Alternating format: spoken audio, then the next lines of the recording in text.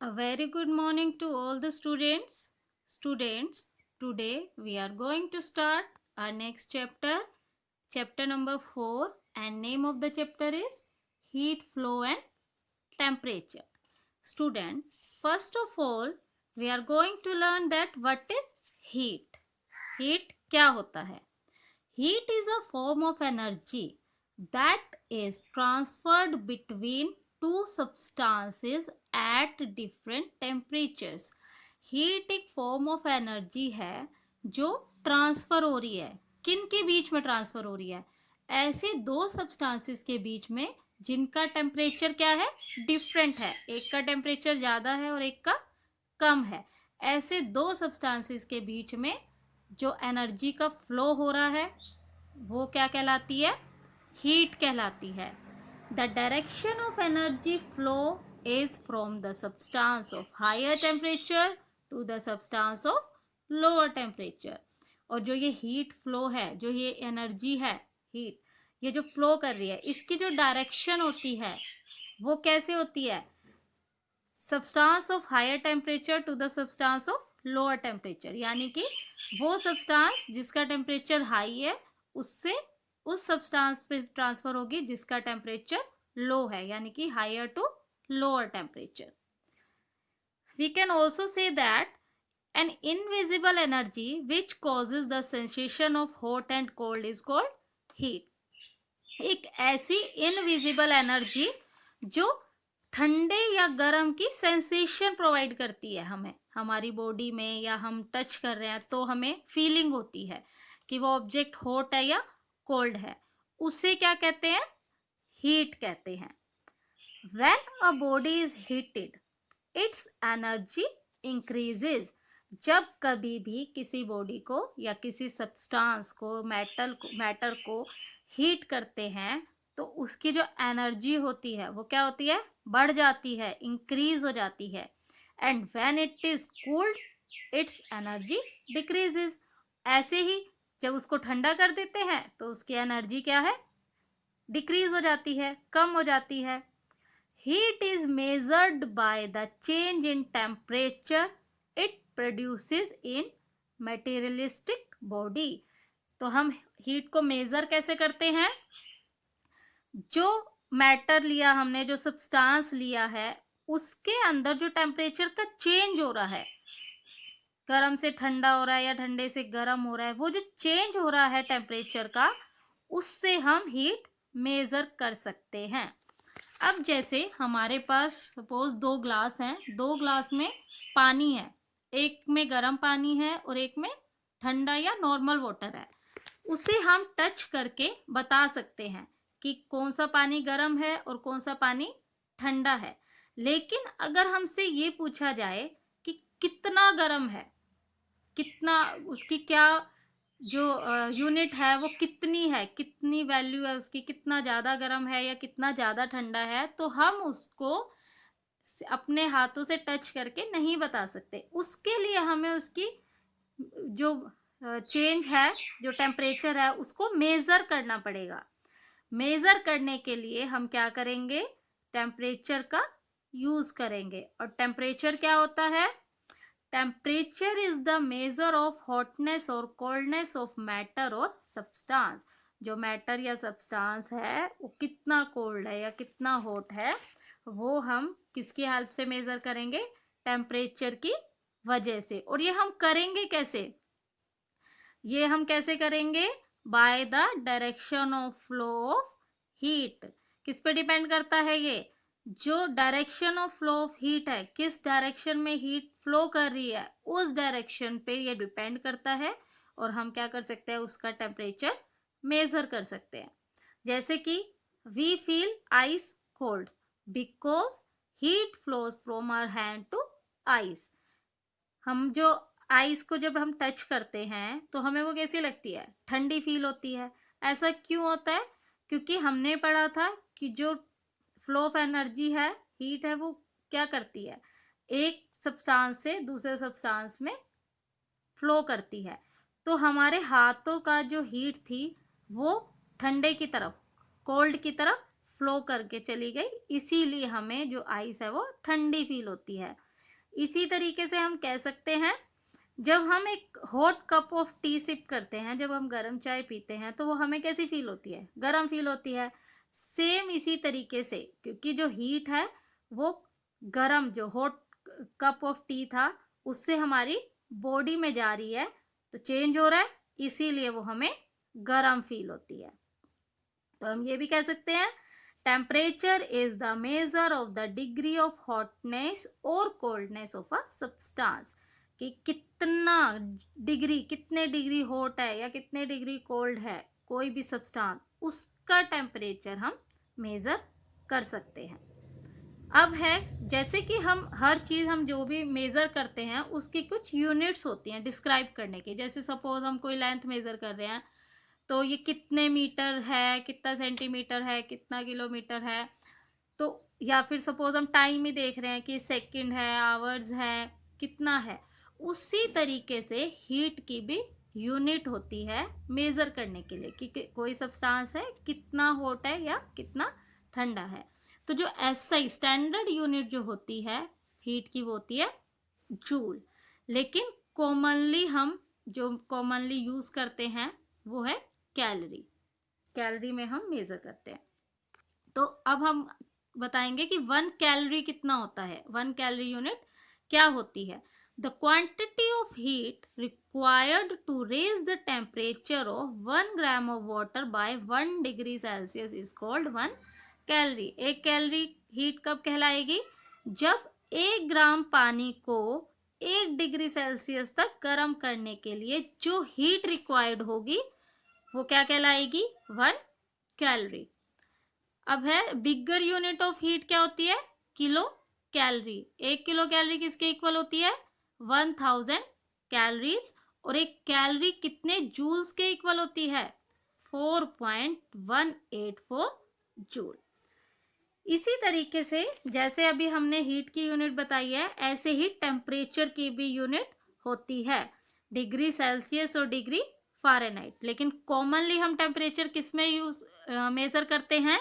Degree Celsius में। और temperature measure करने के लिए एक इंस्ट्रूमेंट यूज किया जाता है and that is called thermometer. हमने देखा होगा, जब हम बीमार होते हैं और डॉक्टर के पास जाते हैं तो डॉक्टर क्या करता है? थर्मामीटर से हमारी बॉडी का टेम्परेचर मेजर करते हैं। स्टूडेंट्स, उसके बाद हमारा नेक्स्ट टॉपिक है थर्मल एक्सपेंशन। थर्मल एक्सपेंशन क्या होता है? When a substance is heated, whether it is solid, liquid or gas, the energy of its molecules increases and hence they spread out and occupy more space.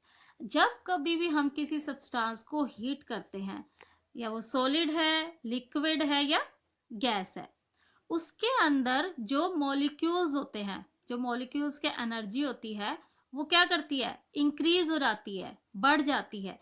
और जैसे ही energy बढ़ेगी तो उसको ज़्यादा space चाहिए होगी फैलने के लिए, वो फैल जाती है और ज़्यादा स्पेस ऑक्यूपाई कर लेती है। ऐसे सब्सटेंस को हम क्या कहते हैं?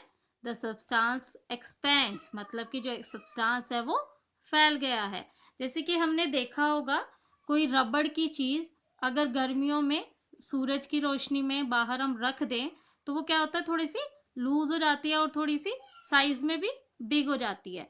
और अगर उसे हम ठंडे में रख दें तो क्या होती है? वो सिकुड़ जाती है और टाइट भी हो जाती है। ये ही होता है थर्मल एक्सपेंशन। अब हम 1 बाय 1 पढ़ेंगे कि जो ये थर्मल एक्सपेंशन है सॉलिड में, लिक्विड में और गैसियस में कैसे होता है। Most of the solids expand on heating and contract on cooling. बहुत से सॉलिड्स ऐसे होते हैं जो हीट करने पे यानी गर्म करने पे फैल जाते हैं, एक्सपेंड कर जाते हैं, और ठंडा करने पे क्या हो जाता है? कॉन्ट्रैक्ट हो जाते हैं। जैसे कि अभी हमने रबड़ का एग्जांपल लिया था, सेम ऐसे ही प्लास्टिक में भी होता है, कभी हमने अगर देखा हो तो। हमें पता है कि हमारे जो ये सब्सटेंस है, सॉलिड, लिक्विड, गैसेस, या जो भी मैटर है, जो भी चीज़ मैटर होती है, वो सब किससे बनी होती है? किससे मिलकर बनी होती है? एटम्स से। जैसे हमारी बॉडी है, हमारी बॉडी की सबसे बेसिक यूनिट, सबसे छोटी चीज़ क्या है? सेल। ऐसे ही जो नॉन लिविंग थिंग्स होती हैं उनकी जो सबसे बेसिक थिंग होती है, सबसे छोटी चीज होती है, वो क्या होती है? एटम होती है। और ये ही एटम मिलकर मॉलिक्यूल्स बनाते हैं। तो जो सॉलिड्स होते हैं, सॉलिड्स के अंदर मॉलिक्यूल्स इस तरह से पैक्ड होते हैं, एकदम क्लोजली पैक्ड होते हैं, एक दूसरे से जुड़े हुए होते हैं। तो जब हम हीट करते हैं तो क्या होता है? हीट होने की वजह से जो मॉलिक्यूल्स की एनर्जी है वो बढ़ जाएगी। बढ़ने की वजह से क्या होगा? वो एक दूसरे से थोड़ा दूर दूर हो जाएंगे, फैल जाएंगे। और इसी वजह से जो सॉलिड्स है हीट करने पे एक्सपैंड हो जाएगा, फैल जाएगा। और जब हम उसे ठंडा कर देंगे तो जो मॉलिक्यूल्स हैं उनकी एनर्जी क्या हो जाएगी? कम हो जाएगी। कम होने की वजह से वो फिर से अपनी स्टेट पे आ जाएंगे और एक दूसरे से दोबारा से क्लोजली, टाइटली पैक्ड हो जाएंगे और वो कॉन्ट्रैक्ट हो जाएंगे। तो सॉलिड्स के अंदर क्या होगा? अगर जब हम हीट करेंगे तो लेंथ भी इंक्रीज होएगी, उसका जो एरिया है, एरिया भी इंक्रीज हो सकता है और उसका वॉल्यूम भी इंक्रीज हो सकता है। सिमिलरली एक्सपेंशन इन लिक्विड्स, इसी तरीके से लिक्विड्स की एक्सपेंशन भी होती है। जैसे हमने पढ़ा था कि सॉलिड्स के अंदर जो मॉलिक्यूल्स होते हैं वो बहुत क्लोजली पैक्ड होते हैं, एक दूसरे से टाइटली पैक्ड होते हैं, लेकिन लिक्विड के अंदर वो क्लोजली, ज़्यादा क्लोजली पैक नहीं होते हैं, थोड़े से लूजली पैक होते हैं। इसीलिए हम लिक्विड को जिस भी कंटेनर में डालते हैं वो उसी की शेप प्रोवाइड कर लेता है। Equal volume of different liquids expand on heating and contract on cooling. The expansion and contraction in liquid is much more than in solid. जो एक्सपेंशन या कंट्रैक्शन लिक्विड में होगा वो सॉलिड्स के कंपैरेटिव बहुत ज़्यादा होगा। ऐसा क्यों है? क्योंकि ये किसकी वजह से है? ये जो मॉलिक्यूल्स हैं उनकी वजह से है। सॉलिड्स में क्लोजली पैक होते हैं, इसीलिए ज़्यादा एक्सपेंड नहीं कर पाते। लिक्विड में ऑलरेडी लूजली पैक्ड होते हैं, ज़्यादा एनर्जी की वजह से वो जल्दी से स्प्रेड हो जाते हैं। और गैसियस के केस में ये मैक्सिमम होता है। तीनों में सबसे ज़्यादा किस में होता है? गैसियस में, क्योंकि गैसियस के जो मॉलिक्यूल्स होते हैं वो तो ऑलरेडी ही बहुत लूजली पैक्ड होते हैं, बहुत इधर उधर फैले होते हैं। इसीलिए हमने देखा है, जैसे ही हम जैसे सपोज अगरबत्ती जलाते हैं तो वो जैसे ही रूम में कैसे एकदम से फैल जाती है। तो इस मॉलिक्यूल्स की जो पोजीशन है उनका, जो लूजली पैक्ड है या क्लोजली पैक्ड है, उसकी वजह से ही जो थर्मल एक्सपेंशन है वो गैसियस में सबसे ज़्यादा होती है, उसके बाद लिक्विड्स में होती है और उसके बाद किस में होती है? सॉलिड्स में होती है। इसके बाद हमारा एक और टॉपिक है, the next topic is effect on off heat on living organisms. ये तो अभी तक हमने पढ़ा था कि नॉन लिविंग थिंग्स के ऊपर जो सब्सटेंसेस है, मैटर है, उनके ऊपर क्या असर हो रहा था? हीट का। अब हम पढ़ेंगे कि जो लिविंग ऑर्गेनिजम्स है, जैसे प्लांट्स है, एनिमल्स है, ह्यूमन बींग्स है, उनके ऊपर इस हीट का क्या इफेक्ट होता है। We have studied the earth has a suitable temperature which is essential for life on earth. हमने पढ़ा है कि जो हमारी अर्थ है, अर्थ का जो टेम्परेचर है वो इस तरीके से है कि उसके ऊपर लाइफ पॉसिबल है। और बाकी जितने भी प्लैनेट्स हैं जिनके बारे में हम पढ़ते हैं उनका जो टेम्परेचर है अभी तक ये माना गया है कि वो लाइफ के लिए सुटेबल नहीं है। सिर्फ अर्थ ही ऐसा प्लैनेट है जिसके ऊपर लाइफ पॉसिबल है, और वो किसकी वजह से है? क्योंकि इसका जो टेम्परेचर है वो सुटेबल है, मतलब इसमें लोग इजीली रह सकते हैं। Every living being can survive only when it lives at particular temperature range. जितने भी लिविंग बीइंग्स हैं वो कब तक सर्वाइव कर सकती हैं? जब तक कि एक पर्टिकुलर टेम्परेचर रेंज है जिसे वो सहन कर सकते हैं। जब उससे बहुत ज़्यादा कम या बहुत ज़्यादा टेम्परेचर हो जाएगा तो जो लाइफ है वो बहुत डिफ़िकल्ट हो जाएगी। Most of the plants can survive at temperature ranging from 20 to 40 and most flowering plants die when the temperature drops below 0 degree or rise above 45 degree Celsius। हमने ये माना है कि बहुत सारे, मोस्ट ऑफ द प्लांट्स, काफ़ी सारे plants ऐसे होते हैं जो टेम्परेचर की रेंज यानी कि 20 डिग्री से 40 डिग्री सेल्सियस के बीच में सर्वाइव कंफर्टेबली इजीली सर्वाइव कर सकते हैं। लेकिन अगर हमारा टेम्परेचर 0 डिग्री सेल्सियस से कम हो जाए या फिर 45 डिग्री सेल्सियस से ऊपर बढ़ जाए तो बहुत सारे प्लांट्स ऐसे हैं, फ्लावरिंग प्लांट्स ऐसे हैं जो मर जाएंगे। हमने कई बार देखा है जब बहुत ज़्यादा ठंड पड़ती है तो हमारे काफ़ी सारे प्लांट्स ऐसे होते हैं जो ग्रो नहीं कर पाते, मर जाते हैं। और same is happened with the case जब टेम्परेचर बहुत ज़्यादा हाई हो जाता है, बहुत ज़्यादा बढ़ जाता है, तब भी बहुत सारे प्लांट्स ऐसे होते हैं जो सर्वाइव नहीं कर पाते। Some organisms can cope better than others with changes in temperature within a particular range. कुछ organisms तो ऐसे होते हैं जो एक पर्टिकुलर टेम्परेचर रेंज के बीच में ही सर्वाइव कर पाते हैं, लेकिन सम ऑर्गेनिजम्स, कुछ ऑर्गेनिजम्स ऐसे होते हैं जो अगर थोड़ा बहुत चेंज भी होता है, पर्टिकुलर रेंज हमने सेट कर दी, अगर उससे थोड़ा बहुत चेंज भी होता है तो वो क्या कर सकते हैं, उसमें उसके साथ कोऑपरेट कर लेते हैं अच्छे से। जैसे कि ह्यूमन बीइंग्स है, अगर टेम्परेचर बहुत ज़्यादा कम या ज़्यादा भी हो जाता है तो हम उसमें सर्वाइव कर लेते हैं। When temperature rises beyond a particular limit, animals try to cool down.